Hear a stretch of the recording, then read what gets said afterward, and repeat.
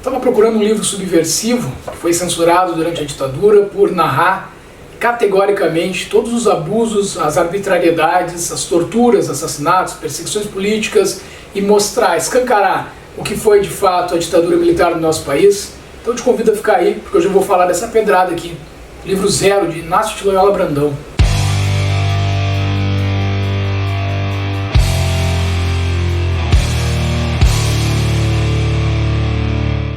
Primeira questão fundamental dessa obra é a gente falar que ela foi publicada no Brasil apenas em 1975.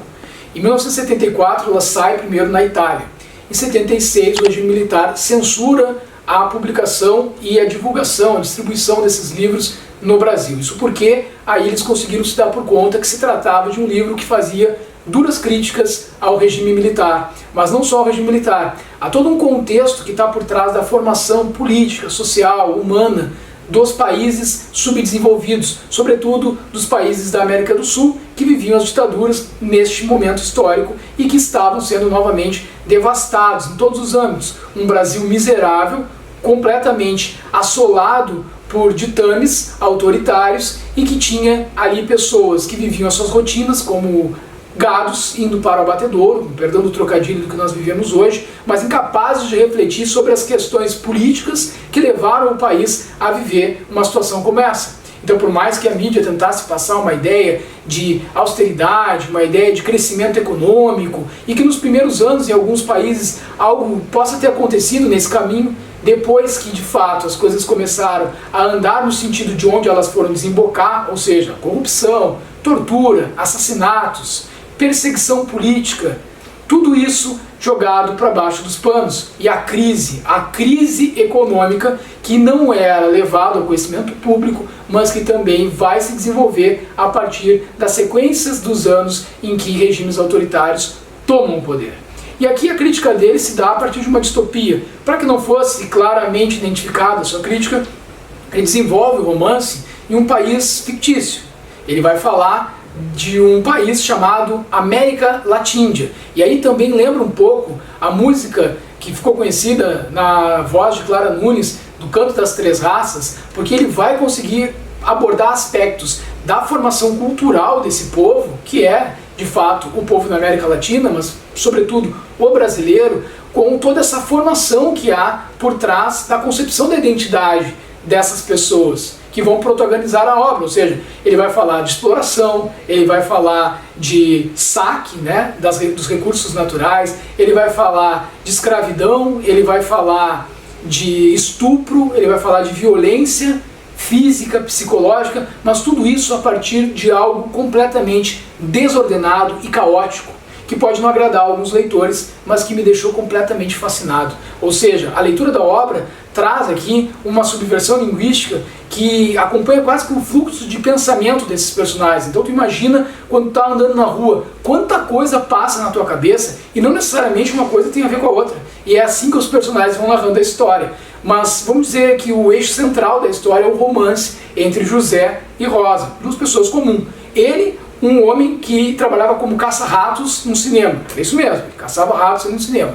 E ela, uma mulher humilde. Os dois vão se casar, vão tentar constituir família e também ali dentro do senso comum a relação que eles tinham com o próprio regime. A compreensão de mundo que eles tinham ou não tinham quando as pessoas desapareciam, quando as pessoas iam para algum lugar, não retornavam mais, ou seja, a tentativa da neutralidade em um período que era impossível ser neutro, porque ser neutro era se colocar ao lado daqueles que estavam cometendo as maiores barbaridades. E os relatos que tem aqui sobre a tortura são relatos reais, porque Inácio de Loyola Brandão era jornalista do jornal Última Hora, do período que ele vai construindo esse romance, e ele faz algo que muitos jornalistas acabaram fazendo.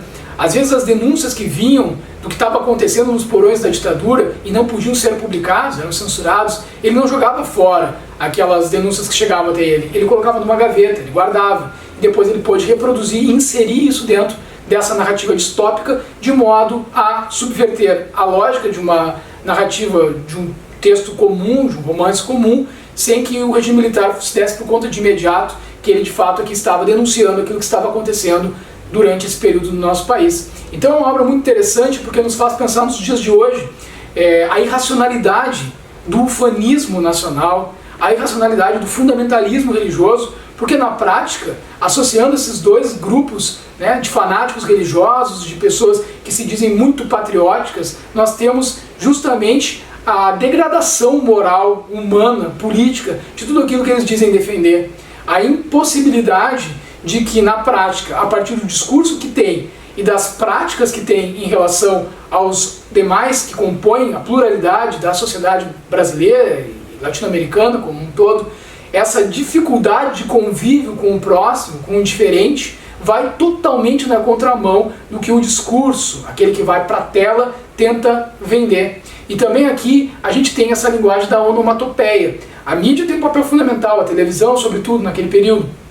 E ele vai narrando em algumas passagens, a gente se dá por conta que o texto ele toma quase que áreas de um audiovisual, porque como ele usa esses recursos de onomatopeia e também mistura a pontuação espanhola com a pontuação da língua portuguesa, é uma confusão que é criada porque se quer realmente criar essa confusão, a mensagem ela está ali cifrada, é quase que um quebra-cabeça que tu tens que ir montando.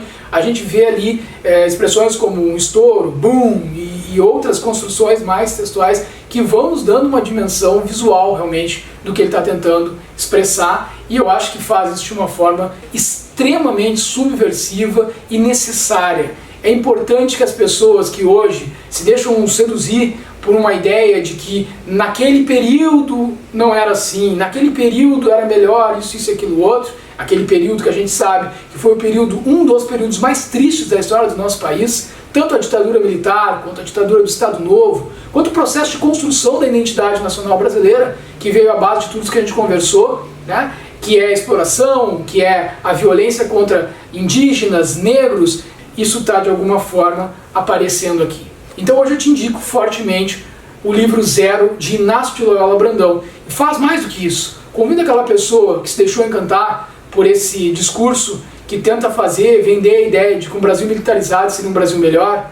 Convida ela a fazer a leitura dessa obra, ou pelo menos daquelas partes em que são narrados os acontecimentos que de fato ainda hoje são jogados para baixo do tapete. A gente quer que as pessoas conheçam a história, porque só a história, o conhecimento, a leitura é que de fato vai te libertar.